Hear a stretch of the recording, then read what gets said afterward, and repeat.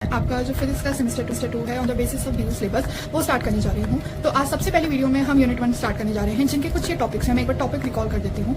सो topic है जैसे electric field, electric flux, Gauss theorem in electrostatics, application of Gauss theorem जैसे linear, planar and spherical charge distribution, line integral of electric field, electric potential due to a point charge, electric potential and electric field due to a dipole and a charge disc, capacitance due to parallel plates and spherical condenser, electrostatic energy of system charge, charge sphere, dielectric medium, dielectric polarization, displacement vector, Gauss theorem, dielectrics, parallel plate capacitor, फिर भी dielectric। ठीक है, I know अभी थोड़े topics ऐसे लग रहे होंगे वो क्या टॉपिक्स हैं, बट अगर आपने 12th क्लास अच्छे से पढ़ी है, 12th क्लास में आपने चैप्टर 1 और चैप्टर 2 पढ़ा है जो हमारे electric field and electric potential के बारे में था। सो उसमें इलेक्ट्रिक फील्ड से लेकर पैरेलल प्लेट तक ये जितने भी टॉपिक्स है सारे कवर्ड है। ठीक है, 12th क्लास में हमने सारे कवर्ड कर रखे हैं। यहाँ से जो स्फेरिकल कंडेंसर है और ये कैपेसिटर फील्ड विद डाइलेक्ट्रिक, यहाँ से अब हमें स्टार्ट करना है। ठीक है, सबसे पहले आज की वीडियो में हम ये सारे टॉपिक्स कवर कर लेंगे, जिससे हमें होगा कि 12th का बेस हमारा और स्ट्रॉन्ग हो जाएगा और ये टॉपिक्स हमारे कंप्लीट हो जाएंगे। ठीक है, तो सबसे पहले अगर हम टॉपिक देखें तो वो है इलेक्ट्रिक फील्ड। ठीक है, सो इलेक्ट्रिक फील्ड समझने के लिए हमें पहले समझना है इलेक्ट्रिक फील्ड होती क्या है। ठीक है, सो इलेक्ट्रिक फील्ड क्या होती है? These are imaginary lines such that tangent drawn at any point gives the direction of force on positive charge. ये एक इमेजिनरी लाइन्स होती है सच दैट कि जो अगर उनके ऊपर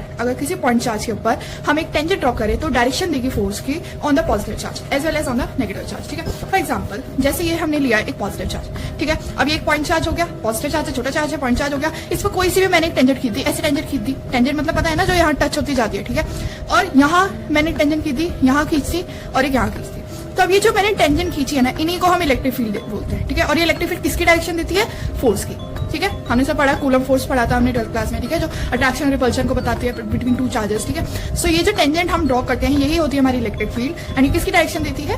फोर्स की। ठीक है, और हमेशा जो डायरेक्शन होती है इलेक्ट्रिक फील्ड की, वो पॉजिटिव चार्ज में आउटवर्ड होती है एंड नेगेटिव चार्ज में इनवर्ड होती है। इसका मतलब क्या हुआ कि पॉजिटिव चार्ज से हमेशा निकलेगी एंड नेगेटिव चार्ज के अंदर आएगी। ठीक है, जैसे समझ लेते हैं अब कुछ पैटर्न से हम इसको समझते हैं। सबसे पहले है जैसे आइसोलेटेड पॉजिटिव चार्ज। आइसोलेटेड का मतलब क्या हुआ? किसी पे खाली पॉजिटिव चार्ज है। हमने आइसोलेशन के बारे में पढ़ा था कोरोना का टाइम जब आया था, तो उससे मतलब एक खाली पॉजिटिव चार्ज है, वहां कोई टेंजेंट बनाओगे, अभी बताया, उसके बाहर निकलेगी। ठीक है, ऐसे ही ये हो गया आइसोलेटेड पॉजिटिव चार्ज। ठीक है, अब सेम तरीके से नेगेटिव चार्ज भी होगा। तो अगर हम नेगेटिव चार्ज की बात करें, अभी मैंने बोला कि वो उसके इनवर्ड आएगी। इनवर्ड मतलब अगर ये हमने कोई टेंजेंट खींची तो ये जो एरो की डायरेक्शन होगी ये अंदर होगी, मतलब जो इलेक्ट्रिक फील्ड है वो अंदर आएगी। ठीक है, इनवर्ड। ये कौन सा है आपका? Isolated negative charge. ठीक है, दूसरा पैटर्न क्या है हमारा? For equal and opposite electric field dipole. अब डाइपोल क्या होता है? डाइपोल हमने 12th क्लास में पढ़ा था कि अगर कोई भी दो चार्जेस हैं, 2 पॉइंट चार्जेस हैं, इक्वल एंड अपोजिट। इक्वल मतलब अगर ये 2 माइक्रोकूलम का है तो ये भी 2 माइक्रोकूलम का होगा। ठीक है, एंड अपोजिट ये पॉजिटिव है तो ये नेगेटिव, एंड ये कोई एक डिस्टेंस पे कंटेनर। ठीक है, मतलब जैसे डी डिस्टेंस से ये सेपरेटेड है तो इसको हम बोलते हैं डाइपोल। ठीक है, तो अब इसमें क्या होगा? यहाँ देखो, पॉजिटिव से अभी बोला, पॉजिटिव से बाहर निकलेगी, पॉजिटिव से बाहर निकलेगी एंड पॉजिटिव से बाहर निकलेगी। इसमें क्या होगा? अंदर आएगी, यहाँ भी बाहर जाएगी। ठीक है, सिंपल सा है, पॉजिटिव से बाहर निकलेगी, नेगेटिव के अंदर आएगी, पॉजिटिव टू नेगेटिव। ओके, अब अगर हम बात करें equal and same charges, equal मतलब यहाँ भी पॉजिटिव हो और यहाँ भी पॉजिटिव हो। सबसे पहले तो डाइपोल नहीं है, डाइपोल में सिर्फ अपोजिट चार्जेस होते हैं और इक्वल होने चाहिए। ठीक है, अब ये मान लो इक्वल भी है लेकिन तब ये डाइपोल नहीं बनाएंगे क्योंकि अपोजिट चार्जेस नहीं है। ठीक है, अब यहाँ क्या होगा? पॉजिटिव से बाहर निकलेगी भैया। ठीक है, यहाँ पॉजिटिव से बाहर निकल गई। अब ये यहाँ तो जाएगी नहीं ना, क्योंकि यहाँ तो नेगेटिव के अंदर जा रही थी और यहाँ से बाहर निकल रही थी, तो ये दोनों ज्वाइन हो गए। लेकिन यहाँ भी इसके बाहर निकलेगी तो ये दोनों तो अलग अलग हो गए, तो इनके बीच में तो कोई इलेक्ट्रिक फील्ड आई नहीं ना, तो इसके जो बीच का इलेक्ट्रिक फील्ड होगी वो हमेशा 0 होगी। ठीक है, सो कोई भी क्वेश्चन पूछ ले कि आइसोलेटेड पॉजिटिव चार्ज की डायरेक्शन क्या होती है, वो हमेशा आउटवर्ड्स होती है।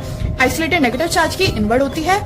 For equal and opposite dipole की कंसी होती है, पॉजिटिव से निकलती है, नेगेटिव के अंदर जाती है। एंड इक्वल सेम चार्जेस में जो इलेक्ट्रिक फील्ड है वो 0 हो जाती है, क्योंकि दोनों ही साइड से बाहर निकल रही है। अगर यहाँ नेगेटिव होता है दोनों साइड अंदर आती है, बीच में कोई उनका इंटरसेक्शन नहीं होता। ठीक है, अब इनकी कुछ प्रॉपर्टीज पढ़ते हैं। इलेक्ट्रिक फील्ड को हम डिनोट करते हैं ई वेक्टर से। ठीक है, क्योंकि ये वेक्टर क्वांटिटी होती है। वेक्टर क्वांटिटी मतलब जिनकी डायरेक्शन भी हो और मैग्नीट्यूड भी हो, major by coulomb force per unit charge. अब कूलम फोर्स क्या होती है? कूलम फोर्स हमने पढ़ा था K Q नॉट अपॉन में R स्क्वायर, ये हमने 12th क्लास में पढ़ा था। वे जो K होता है हमारा प्रोपोर्शनैलिटी कांस्टेंट होता है।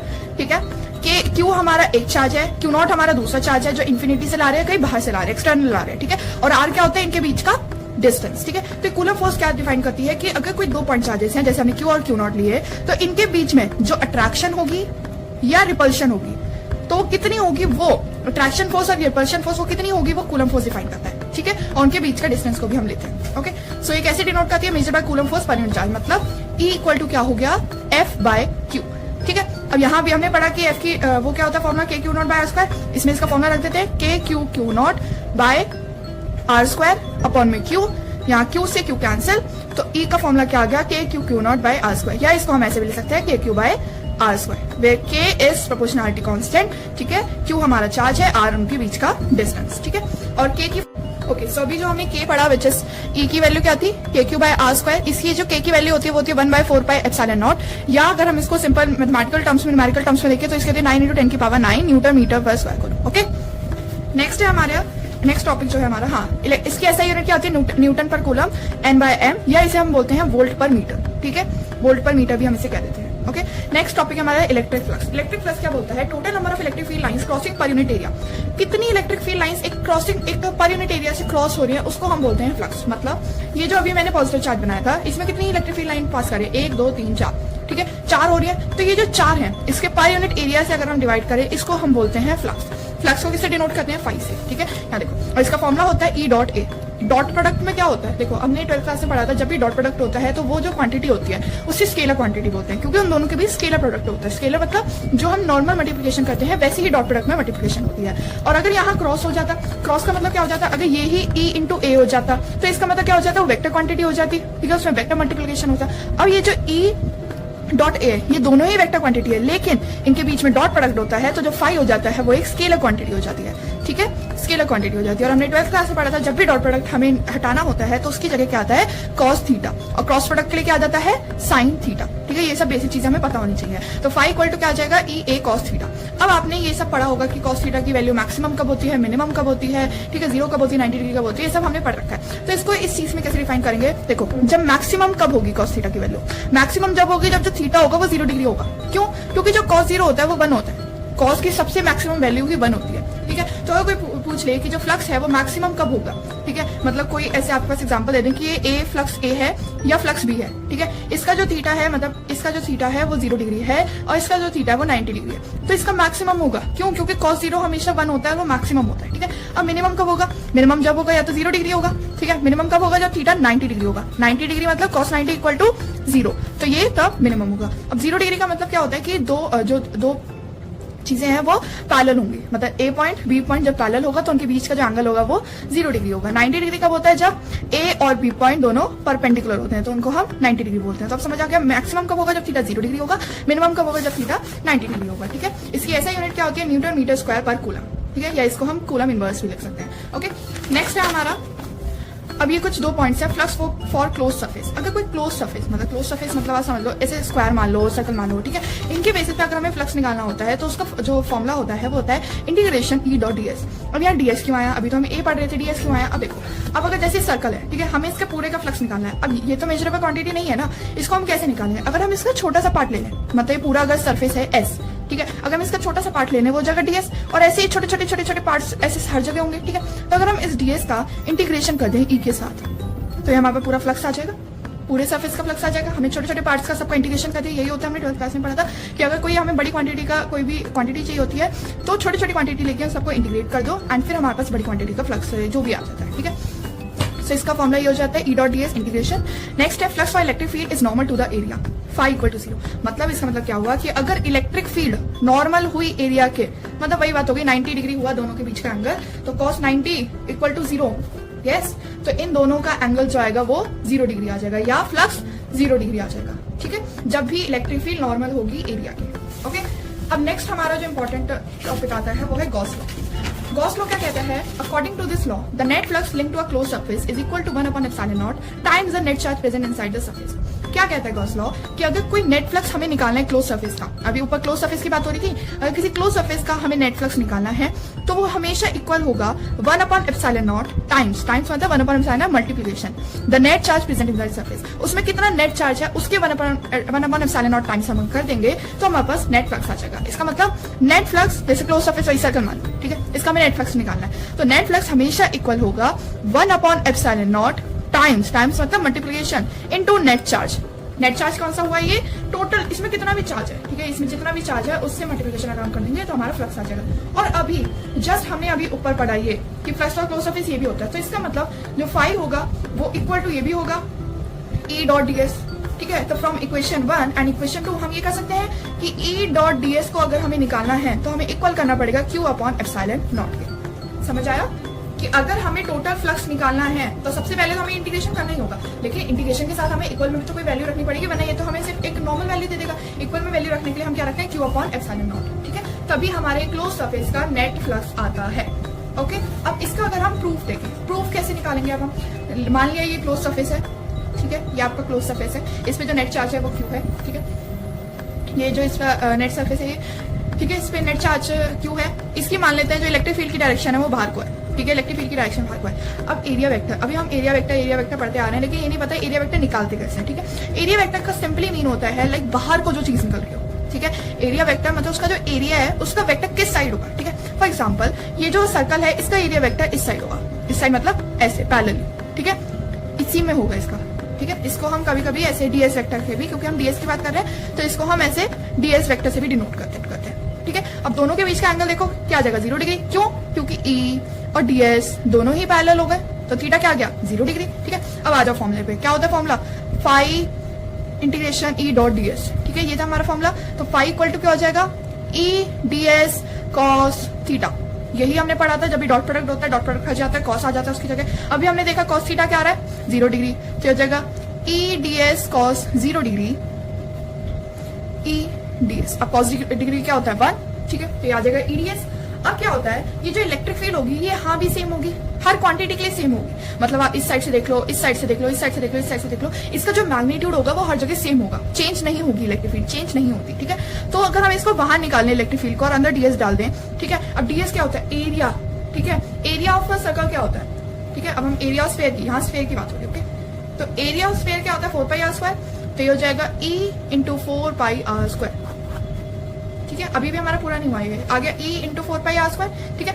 अब हमने क्या पढ़ा था, E इक्वल टू क्या होता है, KQ/r², ठीक है, यहाँ लिख दो KQ/r² × 4πr²। अभी वैल्यू बताई थी K की क्या होती है, 1/4πε0r² इंटू में K, Q इंटू में 4πr², ठीक है, पूरी वैल्यू लिख दी। 4 से 4 कैंसिल, पाई से पाई कैंसिल, r² से r² कैंसिल, क्या आ गया आंसर, Q/ε0। यही तो हमें प्रूफ करना था कि ये जो E डॉट ds है ये Q/ε0 के इक्वल है, ठीक है, कर दिया हमने प्रूफ। कैसे प्रूफ करा, एक स्फीयर लिया, यहाँ से समझते हैं, एक स्फीयर लिया, उसकी इलेक्ट्रिक फील्ड की डायरेक्शन इस साइड है, डीएस की भी इस साइड है, तो थीटा 0 डिग्री आ गया, ठीक है। इंटीग्रेशन करेंगे, कॉस थीटा क्या आ गया, 0 डिग्री, कॉस 0 क्या होता है 1, ठीक है, तो ये हो जाएगा ई डीएस। अब जो ई है, जो इलेक्ट्रिक फील्ड है वो हर जगह सेम है, उसका मैग्नीट्यूड तो हमने बाहर निकाल लिया, ठीक है। उसकी वैल्यू रख दी KQ/r², K की वैल्यू होती है 1/4πε0, और ये इसका एरिया क्या होता है, एरिया ऑफ स्फीयर, यहाँ मैं लिख देती हूँ, एरिया ऑफ स्फीयर क्या होता है 4πr², ठीक है, तो जगह 4πr², तो फाई क्या हो जाएगा Q/ε0, यही हमें प्रूव करना था, ठीक है। अब हमने गॉस लॉ पढ़ लिया, इलेक्ट्रिक फील्ड पढ़ ली, इलेक्ट्रिक फ्लक्स पढ़ लिया। अब इनकी चीज यूज कहाँ आती है या इनका यूज कहाँ आएगा, नेक्स्ट टॉपिक है हमारा एप्लीकेशन ऑफ गॉस लॉ, ठीक है। गॉस लॉ यूज कहाँ होता है, तो सबसे पहला जो एप्लीकेशन है वो है हमारा due to infinitely long charge wire, ठीक है। अब इसका मतलब क्या हुआ कि एक इन्फिनाइटली लॉन्ग चार्ज वायर है, मतलब इन्फिनाइट, इन्फिनाइट मतलब अनगिनत, ठीक है, ना उसका सर है ना पैर है, तो इन्फिनाइट मतलब ऐसे ऐसे इन्फिनाइट मान लो, ठीक है, ये हमने एक इन्फिनाइटली ये जा रही है, ठीक है। Long charge wire, charge wire का मतलब वो पॉजिटिव चार्ज, हमेशा पॉजिटिव ही लेंगे, ठीक है,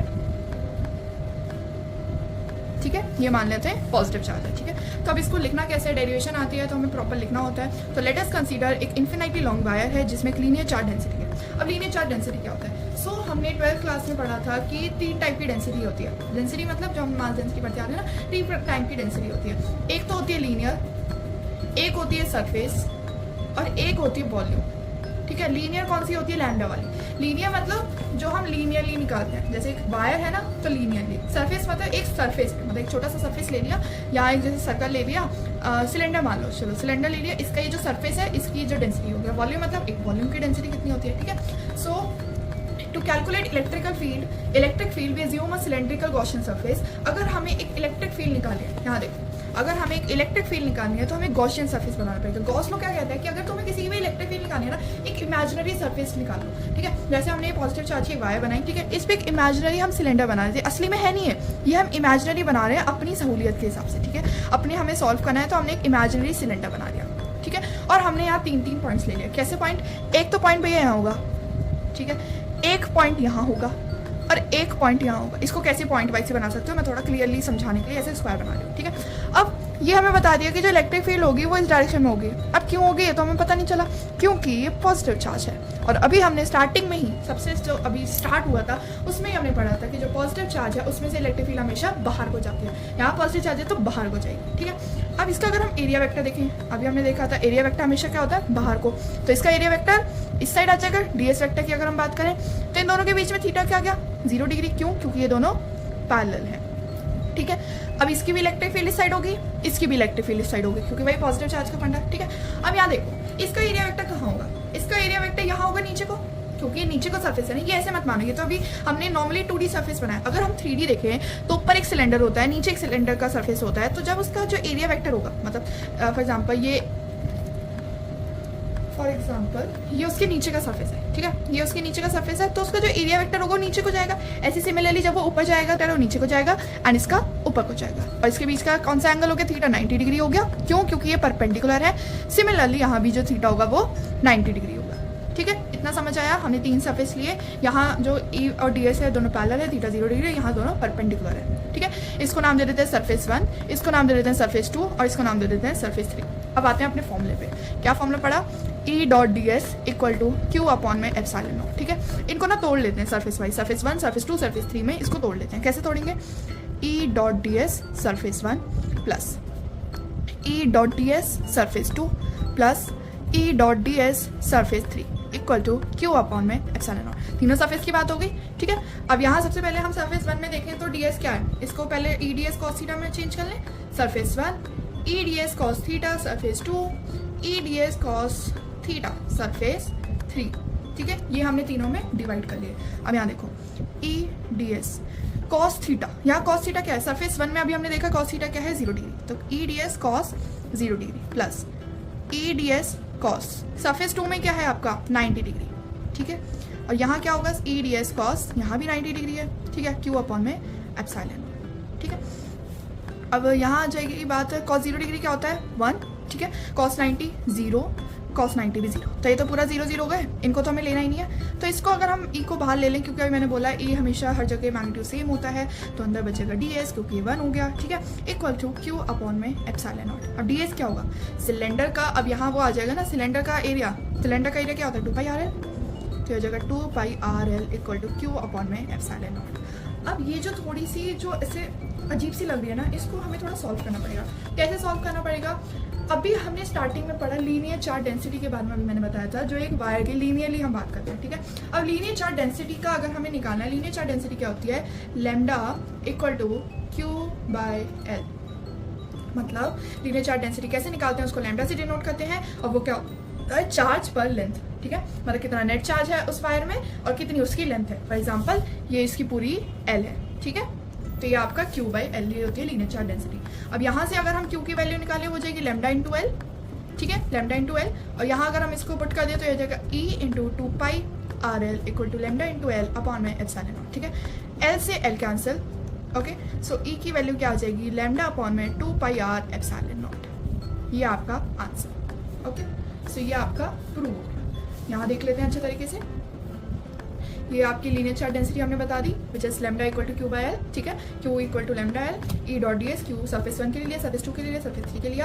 सरफेस 1 पे कॉस 0 था, सरफेस 2 पे 90 था, इस पे भी 90 था, तो ये तो 0 0 हो गई, ई डी एस हो गया 2 pi are l q by epsilon naught. यहाँ हमने काटापीटी करी तो आंसर आ गया pi upon 2 pi r epsilon करी तो आंसर आ गया pi upon 2 pi r epsilon naught. और इससे हमें पता लगता है कि जो ई है वो इनडायरेक्ट प्रोपोर्शनल है किसके, आर के, ठीक है। इससे हमें क्या पता है, जो ई है वो इनडायरेक्ट प्रोपोर्शनल है आर के, मतलब अगर आर बढ़ेगा ई घटेगा, आर घटेगा तो ई बढ़ेगा, ठीक है। ये चीज़ एक इंपॉर्टेंट है, इसका भी हम लास्ट में ग्राफ बनाएंगे जब हमारी तीनों डेरिवेशन होंगी, ठीक है। दूसरी डेरिवेशन कौन सी है हमारी, due to infinity plane sheet, ठीक है, प्लेट शीट, ये प्लेन होगा, okay, due to infinitely plane sheet, ठीक है। तो लेट अस कंसीडर एक इन्फिनिटली प्लेन शीट ले ली, उसमें सरफेस चार्ज डेंसिटी, अभी बात बोली सरफेस चार्ज डेंसिटी, क्योंकि ये ऐसे है ना, तो इसमें हम सरफेस की बात करेंगे, क्योंकि लीनियर नहीं है, ये एक प्लेन शीट है, ठीक है, लीनियर नहीं है, या कोई वायर की बात नहीं हो रही, तो हम यहाँ इसमें सरफेस लगाएंगे, ठीक है। तो अब हम बात करते हैं, एक हमने प्लेन शीट ली, जैसे हमने प्लेन शीट ली एक पॉजिटिवली चार्ज, ठीक है, यहाँ हमने एक कोई पॉइंट बना दिया, ठीक है। यहाँ अब हम दोबारा से वही करेंगे, गॉसियन सरफेस बनाएंगे, ये हमने एक ऐसे गॉसियन सरफेस बनाया, सिलेंड्रिकली बना लिया क्योंकि सिलेंड्रिकल में हमें 3 सरफेस मिल जाते हैं, ठीक है, हमें तीनों का इसमें मिल जाता है। तो अब ये प्लेन शीट है, ठीक है। अब इसमें भी सरफेस बनाना होगा। एक सरफेस हमने ये बना दिया बीच का, एक सरफेस यहाँ बना दिया, एक सरफेस यहाँ बना दिया। इसकी इलेक्ट्रिक फील्ड कहाँ जाएगी? पॉजिटिव है यहाँ को, इसकी भी यहाँ को, बट इसकी कहाँ जाएगी? इसकी यहाँ को जानी चाहिए नहीं, क्योंकि ये तो अंदर चली जाएगी ना। यहाँ प्लेन शीट है, मान लो ये पॉजिटिव चार्ज बीच में अड़ा पड़ा है, तो अगर हम यहाँ से इलेक्ट्रिक फील्ड ले लें तो ये तो अंदर चली जाएगी, तो सारा पूरा फंडा ही चली जाएगा कि इलेक्ट्रिक फील्ड पॉजिटिव चार्ज के बाहर जाती है। तो यहाँ जो इलेक्ट्रिक फील्ड होगी वो इस साइड होगी, ठीक है। इसका जो वेक्टर जाएगा वो इस साइड जाएगा, तो थीटा क्या हो जाएगा? 0 डिग्री, ठीक है। इसका कहाँ जाएगा? ऊपर को जाएगा। क्यों जाएगा ऊपर को? क्योंकि अब ये देखो ये ऐसे रखा है, ठीक है, ये ऐसे नहीं रखा है, ये ऐसे रखा है, तो इसमें जब जाएगा तो ये ऊपर को जाएगा ना। देखो इसमें इलेक्ट्रिक फील्ड यहाँ जा रही है और ये तो ऊपर को जाएगा ना, क्योंकि नीचे को रखा है, ठीक है, तो ये ऊपर को जाएगा। तो यहाँ ये हो जाएगा ds, इसका जो थीटा हो गया वो हो जाएगा 90 डिग्री, ठीक है। और यहाँ जो ds आएगा वो भी 0 डिग्री हो जाएगा, क्योंकि ds इस वेक्टर में, ठीक है, थीटा 0 डिग्री। अब इसको भी नाम दे लेते हैं, इसको सरफेस 1 मान लेते हैं, इसको सरफेस 2 मान लेते हैं और इसको सरफेस 3 मान लेते हैं, ठीक है। Surface 1, surface 2, surface 3। दोबारा से वही करते हैं, integration E dot ds equal to Q upon में एप्सिलॉन नॉट। हाँ, अब एक चीज तो रह गई, surface charge density. Surface charge density का फॉर्मूला क्या होता है? सिग्मा इक्वल टू, सिग्मा से हम इसको डिनोट करते हैं, sigma equal to Q by A। अब सरफेस की बात हो रही है तो एरिया की बात होगी, यहाँ लेंथ वेंथ की बात नहीं हो रही, ठीक है। यहाँ बात हो रही है कि charge per unit area, charge per unit area से हम सरफेस चार्ज डेंसिटी निकालते हैं। इससे Q की वैल्यू निकालते थे क्योंकि हमें यहाँ काम आएगी, तो which is sigma A। Okay, so अब करते हैं perform. E dot ds surface 1, E dot ds surface 2, E dot ds surface 3, ठीक है। Q अपॉन में एप्सिलॉन नॉट, वैल्यू भी लास्ट में डाल देंगे। सो सरफेस 1 की अभी हमने बात करी, थीटा 0 डिग्री है, सीधा लिख देते हैं EDS cos 0 डिग्री। सरफेस 2 पे क्या है? 90 डिग्री है, EDS cos 90 डिग्री। सरफेस 3 पे क्या है? 0 डिग्री, ठीक है। तो Q अपॉन में एप्सिलॉन, अब ये तो पूरा 0 हो गया, ठीक है। ये बचे E को बाहर निकालो। क्यों E को बाहर निकाला? क्योंकि गाइस E हमेशा सेम रहेगा, ठीक है, E नहीं चेंज होगा, ठीक है। यहाँ भी ds निकाल लिया तो Q अपॉन में एप्सिलॉन नॉट, ठीक है। अब ds क्या होगा? इसका एरिया, ठीक है। तो ये हो जाएगा EA plus EA equal to Q upon में एप्सिलॉन नॉट। तो ये हो जाएगा 2EA equal to Q upon में एप्सिलॉन नॉट, ठीक है। 2EA, Q की जगह हम क्या लिख सकते हैं? सिग्मा A अपॉन में एप्सिलॉन नॉट, सिग्मा A से A कैंसिल, तो ये हो जाएगा E equal to sigma upon में 2 एप्सिलॉन नॉट, ठीक है। यहाँ कोई आर का झंझट नहीं, कोई कुछ नहीं, तो हो जाएगा E equal to sigma upon में 2 एप्सिलॉन नॉट, ठीक है। ये आ गई हमारी प्लेन शीट की डेरिवेशन। यहाँ देख सकते हो आप। इनके अगर आपको नोट्स चाहिए तो मैं PDF में लिंक दे दूँगी, तो बहुत प्रॉपरली नोट्स बना रखे हैं मैंने, उनसे आप नोट्स ले सकते हैं, ओके। PDF में लिंक दे दूँगी मैं, उससे आप नोट्स ले सकते हैं। यहाँ हमने सॉल्व करा है EA प्लस ये 2EA, ठीक है। अब नेक्स्ट हमारा जो टॉपिक है वो है due to thin spherical shell. थोड़ा सा इंपॉर्टेंट टॉपिक है, ये वाली डेरिवेशन आ ही जाती है, हमारे बोर्ड एग्जाम में भी आई थी, ओके। अगर आपने बोर्ड एग्जाम दिए हो पिछले साल के तो ये वाली डेरिवेशन बोर्ड के एग्जाम में भी आई थी, ओके। पिछले से पिछले साल की बात कर रही हूँ मैं, ओके। आप फर्स्ट ईयर में तो आपके बोर्ड एग्जाम की बात कर रही हूँ। So due to thin spherical shell, अब इसमें क्या होता है, हमें ना सरफेस चार्ज डेंसिटी की भी मदद लगेगी, क्योंकि ऑफकोर्स सरफेस है, ठीक है, स्फेरिकल है, तो सरफेस की बात चलेगी। और इसमें ना हमें डिफरेंट पोजीशंस पे बात करनी पड़ेगी। डिफरेंट पोजीशन मतलब एक आउटसाइड की बात करनी पड़ेगी, कि मतलब जो पॉइंट है वो आउटसाइड लाई करता है, ठीक है। एक हमें इनसाइड की बात करनी पड़ेगी और एक हमें ऑन द शेल की बात करनी पड़ेगी, ठीक है। Outside, inside, on, okay. इन तीनों पॉइंट को हम डिस्कस करेंगे। तो सबसे पहला जो केस है वो है point lies outside the shell. Shell मतलब ये हमने एक शेल ले ली, ठीक है। यहाँ हमने एक पॉजिटिवली चार्ज है, ऑफकोर्स ये पॉजिटिवली चार्ज है, ठीक है। पॉइंट हम यहाँ मान लेते हैं कि पॉइंट बाहर है इसके, ठीक है, इस शेल के बाहर है, तो हम एक यहाँ बाउंड्री बना देते हैं। ये जो पॉइंट है उसको हम एक बाउंड्री से कवर कर देते हैं, ठीक है।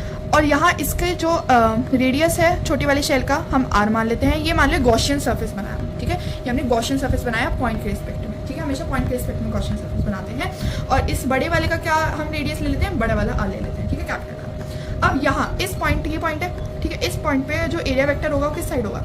इस साइड होगा, ठीक है। N से भी डिनोट कर सकते हो, DS से भी डिनोट कर सकते हो, A से भी डिनोट कर सकते हो, ठीक है। लेकिन हम DS से बात करते हैं, ठीक है। तो इसका जो होगा बाहर को होगा, ऑफकोर्स बाहर को निकल रहा है ना, सर्कल है, ये सर्कल है, ठीक है, ये आपको सर्कल दिख रहा है। इसका जो पॉइंट होगा ये बाहर को आएगा, ठीक है, एरिया वेक्टर बाहर को आएगा। और इसकी इलेक्ट्रिक फील्ड कहाँ आएगी? पॉजिटिवली चार्ज है, बाहर को आएगी, अंदर को आएगी, ऑफकोर्स बाहर को आएगी। तो इसकी इलेक्ट्रिक फील्ड भी इसी डायरेक्शन में होगी। तो थीटा कितना आ गया? 0 डिग्री। अब आ जाते हैं वही सेम अपना, ईजी है बहुत ही। E dot ds equal to Q upon में एप्सिलॉन नॉट। Q की जगह हम सरफेस चार्ज डेंसिटी का फॉर्मूला रखेंगे, which is sigma equal to Q by A, Q equal to sigma A। अभी मैंने पिछले में बता दिया ये। तो ये हो जाएगा, इसमें कोई सरफेस का नहीं है, सीधा लिखो ई dot d S cos 0 degree Q upon में एप्सिलॉन नॉट, ई बाहर आ जाएगा, कॉस 0 1 होता है, ये हो जाएगा डी एस क्यू अपॉन में एप्सिलॉन नॉट। अब इसका डी एस क्या होगा? डी एस तो अभी हमने पढ़ा था सबसे पहले जब हम प्रूफ कर रहे थे इसका गॉस लॉ का, तो सबसे पहले हमने पढ़ा था कि डी एस ऑफ मतलब एरिया ऑफ स्फीयर क्या होता है 4 पाई आर स्क्वायर, ठीक है। अब इसमें छोटा वाला आ लेंगे, बड़ा वाला आ लेंगे, ये हमें देखना पड़ेगा। बड़ा वाला आ लेंगे, क्यों लेंगे? क्योंकि यहाँ जो इसका रेडियस है, इस पॉइंट का जो रेडियस है वो तो आर से डिनोटेड है ना, तो इसमें हम लेंगे E 4 pi are square equal to Q upon epsilon naught, तो यह जगह q upon 4 pi are square epsilon naught, ठीक है। ये आ गया हमारा फर्स्ट आ गया हमारा जो था आपका पॉइंट आउटसाइड द शेल, ठीक है। यहाँ आप देख सकते हैं ये पॉइंट आउटसाइड द शेल। अब इसको देखो, इसको ना हम और तरीके से लिख सकते हैं। अभी हमने देखा कि जो 4 पाई आर स्क्वायर है वो हमारा एरिया है, ठीक है। तो इसकी जगह हम ए लिख सकते हैं, क्यू की जगह हम क्या लिख सकते हैं? सिग्मा ए, ठीक है, ये लिख सकते हैं। और ई की जगह हम क्या लिख सकते हैं? हाँ ओके, सिग्मा ए, ठीक है। तो ई की वैल्यू क्या आ जाएगी? सिग्मा ए इंटू में 4 पाई आर स्क्वायर की जगह ए एप्सिलॉन नॉट, ठीक है। यहाँ दिख रहा है आपको sigma A 4 pi are square की जगह हमने ए रख दिया और यहाँ एप्सिलॉन नॉट आर ए से कैंसिल, तो ई की वैल्यू क्या आ जाएगी? सिग्मा अपॉन में एप्सिलॉन नॉट, ओके। कभी भी इस वे की बात हो, ये भी आपने अभी स्टार्टिंग में प्रूव करा था, वही चीज़ है ये, तो ये सिग्मा अपॉन में एप्सिलॉन नॉट आ गया, ठीक है। अब केस 2 क्या बात करता है? Point lies on the shell, okay, on the shell की बात करते हैं। यहाँ हम एक बार डायग्राम देख लेते हैं। डायग्राम इसमें यहाँ देखो, ये एक शेल है, इसमें बना के दिखा देती हूँ मैं। ये एक छोटी सी शेल ली हमने, ठीक है। अब जो पॉइंट है यहाँ देखो, पॉइंट जो है वो शेल पे ही है, ठीक है। मतलब यहाँ जो पॉइंट है पी वो इस पे ही है, ठीक है। यहाँ गॉसियन सरफेस बना दो, हल्का सा गॉसियन सरफेस बनेगा क्योंकि उस पे ही है वो, ठीक है। यहाँ हो गई आर, यहाँ हो गई आर, ठीक है। इतनी सी बात समझ आई। अब इसका जो एरिया वेक्टर होगा इस पॉइंट के रिस्पेक्ट में वो बाहर को जाएगा, और इसकी इलेक्ट्रिक फील्ड ये पॉजिटिव है ना, तो इसकी इलेक्ट्रिक फील्ड भी इस साइड ही जाएगी, बाहर को ही जाएगी क्योंकि पॉजिटिव से बाहर निकलती है। तो ये हो जाएगा ई dot d s Q upon epsilon not, E D S cos 0 degree, दोनों के बीच में 0 डिग्री क्योंकि दोनों पैरेलल हो गए, क्यू अपॉन एप्सिलॉन नॉट, ये हो जाएगा E D s Q upon epsilon not same, but इसमें जो आर होगा वो अंदर वाला लेंगे क्योंकि जो पॉइंट है वो ऑन दी शेल है, ठीक है। तो 4 pi are square equal to Q upon epsilon naught, तो ये हो जाएगा q upon 4 pi are square epsilon naught. Similarly इसमें भी हम ये लगा सकते हैं Q equal to sigma A, ठीक है, and 4 pi are square equal to area, ठीक है। तो ये हो जाएगा Q अपॉन में epsilon naught, okay, as this sigma upon epsilon naught, sorry sigma upon में एप्सिलॉन नॉट। यही हमने करा जो अभी पिछले वाले में करा था, तो हमने सेम एज दिस वही लगा दिया। अब नेक्स्ट जो है हमारा, इसको मैं इसमें समझा देती हूँ, वो है point lies inside the shell. अब ये चीज़ हमने 12th क्लास में पढ़ी थी कि जो आपका इलेक्ट्रिक फील्ड होती है वो हमेशा इनसाइड दी शेल लाई करता है। मतलब यहाँ एक कोई पॉइंट है P, ठीक है, यहाँ पॉइंट अगर इनसाइड द शेल करता है तो उसकी जो इलेक्ट्रिक फील्ड होती है वो हमेशा 0 होती है, ठीक है। अब इसका ग्राफ कैसे बनेगा? सबसे पहले अभी हमने देखा था जो फर्स्ट वाला था वो इन्वर्सली प्रोपोर्शनल था, ठीक है। यहाँ हमने देखा था जब R is less than R था, सॉरी हाँ, जब R is less than R था, मतलब जो R है वो लेस है R से, ठीक है। हाँ, जब R है वो लेस है R से, मतलब दोनों ही एक उसमें है। यहाँ इनसाइड वाले की बात हो रही है। अगर ये R है तो छोटा सा ये यहाँ P पॉइंट है तो ये R है, ठीक है। तो ये R बड़ा है ना, ये वाला R बड़ा है ना कैपिटल R से। जब R है तो E इक्वल टू 0 हो जाएगा, कुछ नहीं होगा इसमें। जब R इक्वल टू R है मतलब ऑन दी शेल की बात हो रही है, ठीक है, on the surface of the shell की। तो इसमें क्या था? इसमें जो R था वो इनवर्सली प्रोपोर्शनल था लेकिन मैक्सिमम था, ठीक है, इसमें मैक्सिमम था, okay, E equal to maximum. और जब R ग्रेटर देन R है तो वो इनवर्सली प्रोपोर्शनल था, ठीक है, क्योंकि यहाँ इसमें R था और ये वाला इसमें बड़ा वाला R था, ठीक है, क्योंकि इस वाले में जो E है वो इनवर्सली प्रोपोर्शनल R स्क्वायर था और इस वाले में जो E है वो इनवर्सली प्रोपोर्शनल छोटा वाला R स्क्वायर था, ठीक है। ये ग्राफ समझ आया। और यहाँ इसको थोड़ा सा अच्छा बनाने के लिए हम यहाँ एक स्फीयर भी बना सकते हैं, ओके। ये एक छोटा सा ग्राफ होगा।